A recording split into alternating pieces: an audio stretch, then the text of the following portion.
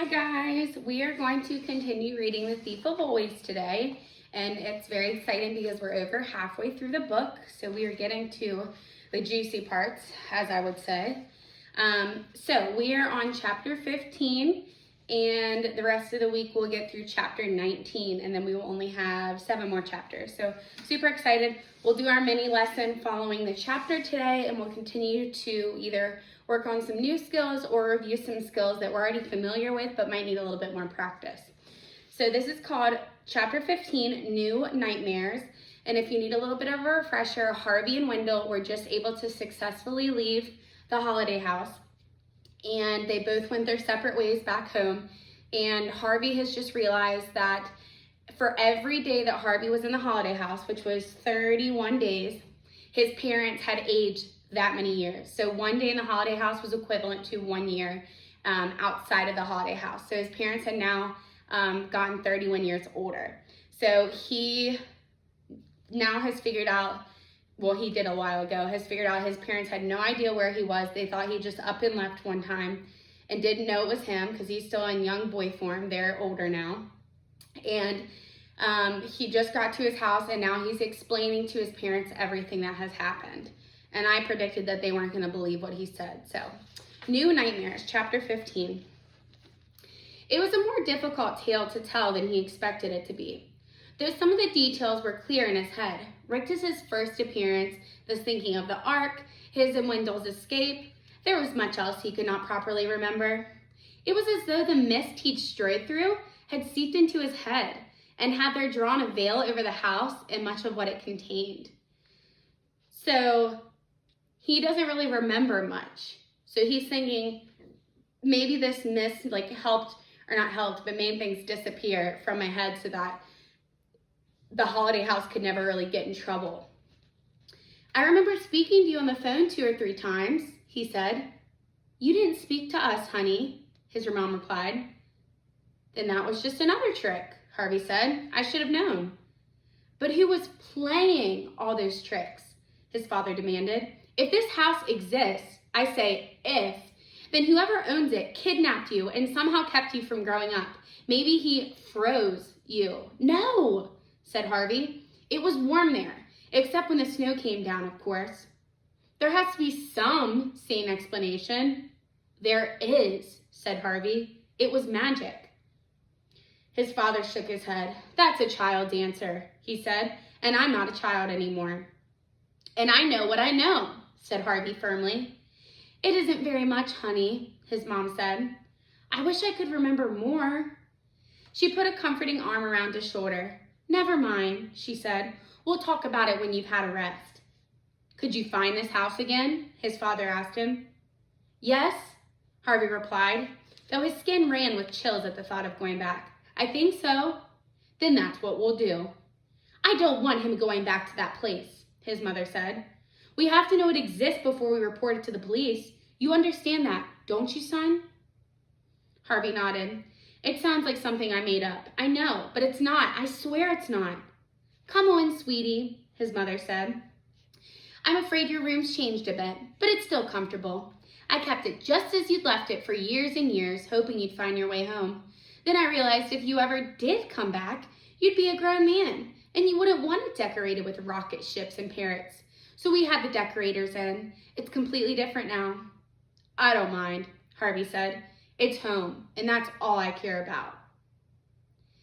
In the early afternoon, as he slept in his old room, it rained, a hard March rain that beat against the window and slapped on the sill. The sound woke him. He sat up in bed with the hairs of his nape pricking and knew that he'd been dreaming of Lulu. Poor, lost Lulu.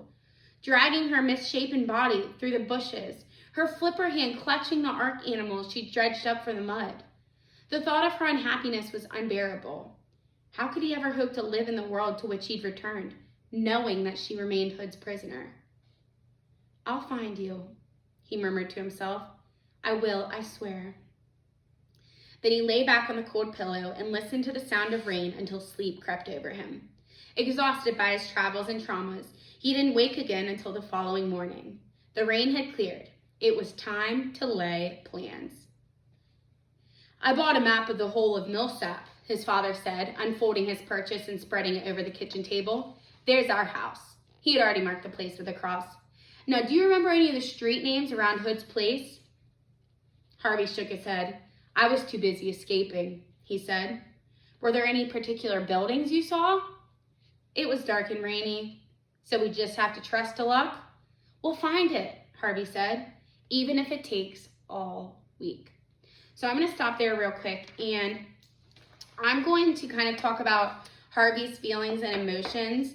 I'm going to add to that point real quick, and the last thing I said was that he was devastated, and I said while he was in the holiday house for 31 days, his parents became 31 years older.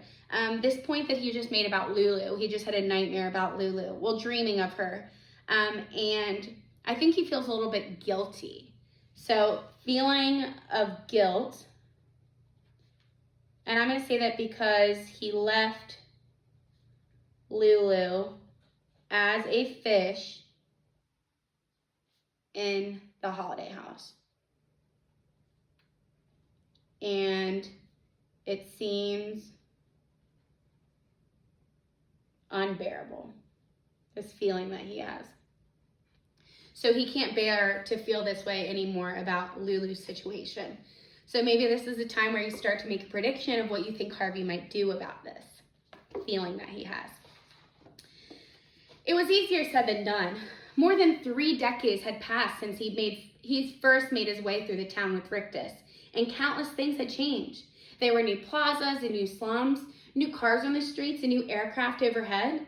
So many distractions, all keeping Harvey from the trail. I don't know which way is which, he admitted, after they'd been searching for half a day. Nothing's the way I remember it. Well, keep going, his father said. It'll all come clear. It didn't. They spent the rest of the day wandering around, hoping that some sight would trigger a memory. But it was a frustrating business. Every now and then, in some square or street, Harvey would say, maybe this is it.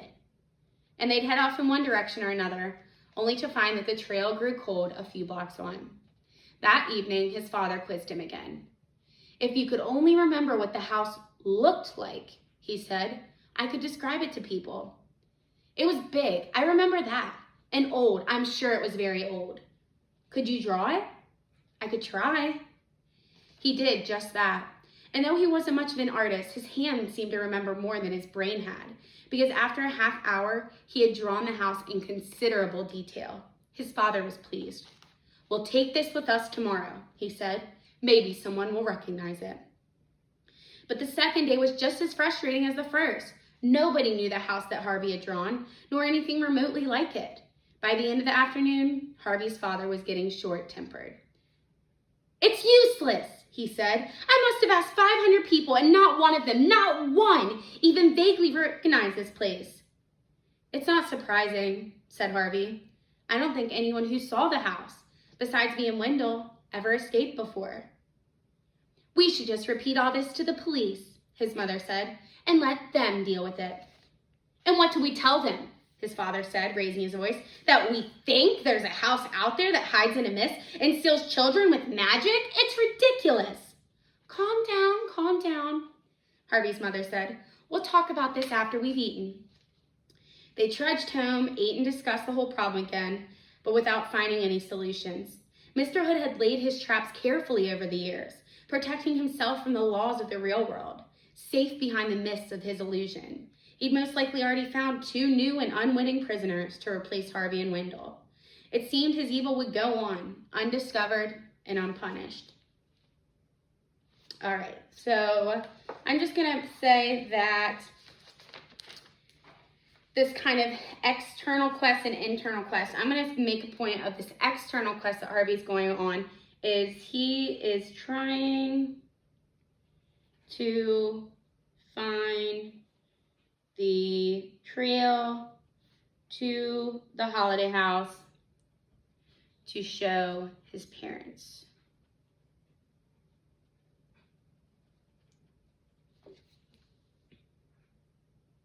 Okay. The following day, Harvey's father made an announcement. This search is getting us nowhere, he said. We're going to give it up. Are you going to the police? His wife asked him. Yes, and they'll want Harvey to tell them everything he knows. It's going to be difficult, son. They won't believe me, Harvey said. That's why I'm going to talk to them first, his father said. I'll find somebody who'll listen. He left soon after breakfast with a worried expression on his face. This is all my fault, Harvey said to his mom. We lost all that time together just because I was bored. Don't blame yourself, she said. We're all tempted to do things we regret once in a while. Sometimes we choose badly and make mistakes. I just wish I knew how to unmake it, Harvey replied. Okay, so he is feeling regretful right now. So he was feeling guilty, now he's feeling regretful. And he's feeling regretful because, and I'm going to say because he was bored,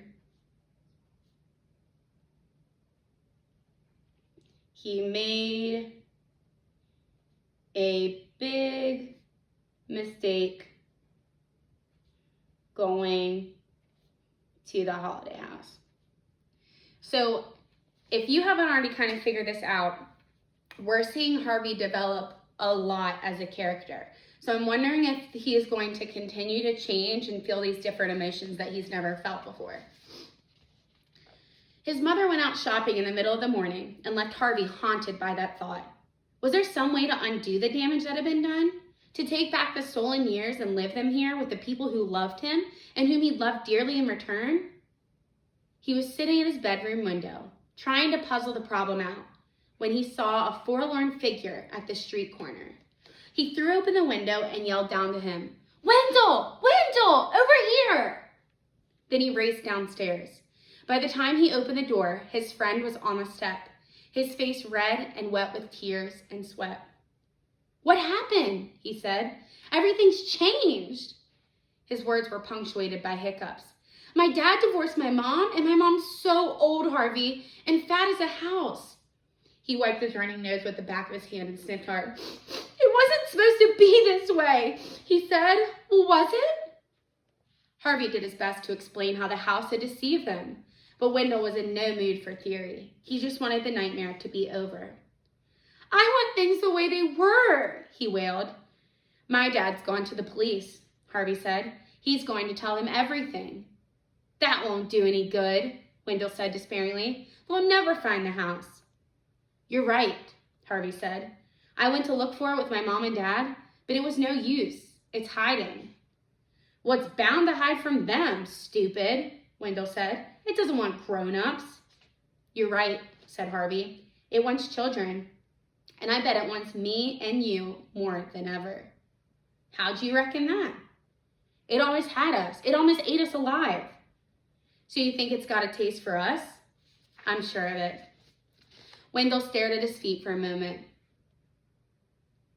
You think we should go back, don't you? I don't think any of those grown-ups, my dad, your mom, the police, are ever going to find the house. If we want all those years back, we have to get them for ourselves. I don't much like the idea, Wendell confessed. Neither do I, he said, thinking as he spoke that he'd have to leave a note for his mom and dad so that they wouldn't think his return had been a dream. We have to go, he said. We don't have any choice. So when do we start? Now, said Harvey grimly. We've lost too much time already.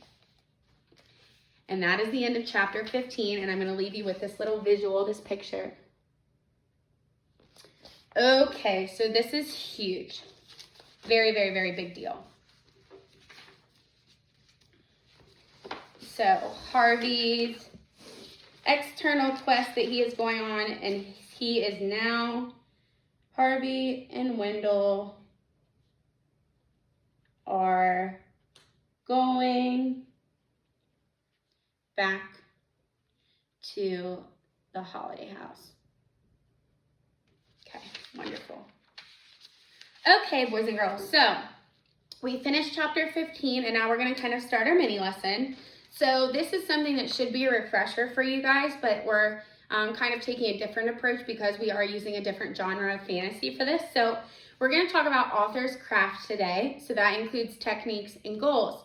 And expert readers of all genres, especially fantasy, pay very, very, very close attention to the author's craft, okay? Because we know that the genre of fantasy is so complex and it has so many layers to it and so many awesome things to offer to you as a reader that today I'm going to teach you what specific techniques and goals do we see in fantasy that kind of repeat themselves. So if Miss Ransom were to pick up another fantasy text, would I see some similarities across the techniques and goals that I'm seeing in The Thief of Always, or are they like completely different? And we can kind of think about all the things we already know about author's craft and apply it to right now. So today we're just going to focus on author's craft, the techniques that the author is using, and then we'll do the goals tomorrow. So we'll start with, you know what, actually let's flip-flop this. We'll start with the goals because you set your goals first and then you use techniques to achieve them. So we'll start with goals. So I've created a little mini anchor chart. I have my notebook ready, so I'm going to go ahead and show you that. So just like we've set these up in our reader's notebooks before, I have a section for the techniques and I have a section for the goals that the author is using. And I've created a little mini chart and we have some different examples and ideas that we can use as readers of fantasy to determine these goals and techniques that the author is using. So if you can look right here, we're going to pay attention to this side today. All right, so just to refresh your memory, I'm going to go ahead and read through these goals, and I want you to kind of think about, okay, do any of these ring a bell? And as Clive Barker, the author of The Thief of Always, which ones do you think resonate with you? So which ones do you think that he has been using? Okay, provides background information, introduces the characters, show the character's motivation, stir empathy, create the setting, build a mood, set up the problem, raise the stakes, build suspense, get readers predicting, support the theme, and show the resolution. So, and it's not like a competition. It's not like, oh my gosh, they use 8 goals here. This author uses this one, this one, this one, this one, this one. Okay, I'm finished. But it's super important as readers to be able to back up our information. So today we're going to kind of pick maybe 3 goals that we think Clive Barker has used within The Thief of Always when he sat down to write this book. What were 3 things that he wanted to achieve? And then we're going to go from there and give some text evidence to support our information. Okay, so we're going to start with the goals. And I'm going to kind of start from the beginning of the book. So what was the goal that he wanted to achieve right in the beginning? So I'm thinking, I'm going to say introduce the characters. So I'm going to say one of the goals was introduce the character, focusing really on our main character, which is Harvey. I'm going to put in parentheses Harvey. And now I'm going to do a little blurb saying, what can I use as text evidence that supports that he indeed did introduce the characters? And I'm going to look back in the text, and I do remember in chapter 1, us learning how old Harvey was, where he went to school, kind of like his attitude, and that he was an only child and that he was bored. Harvey half devoured. So he's bored. His mom's telling him to clean his room. He's finding excuses. Okay, so introduce the character by, in chapter 1, we learn about our main character,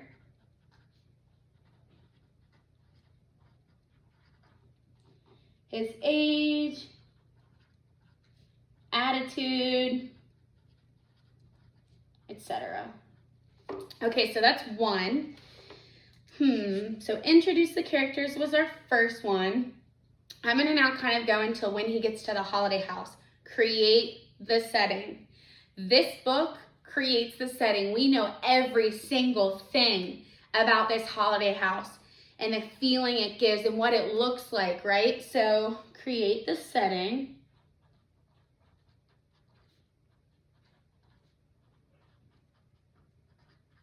And my text evidence is going to be that the holiday house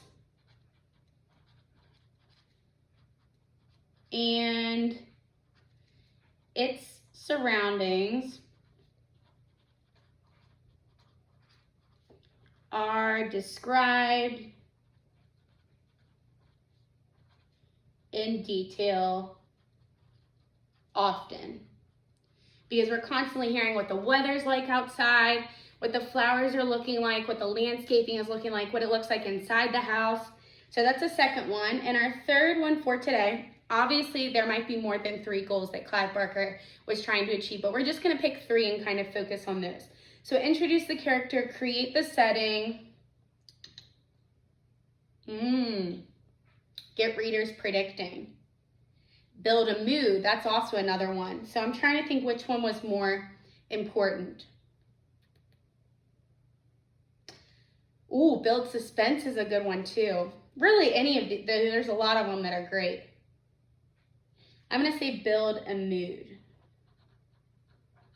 So how did Clive Barker build a mood? He describes how characters feel in certain places is what I'll say. And I'm going to say that the setting supports the mood.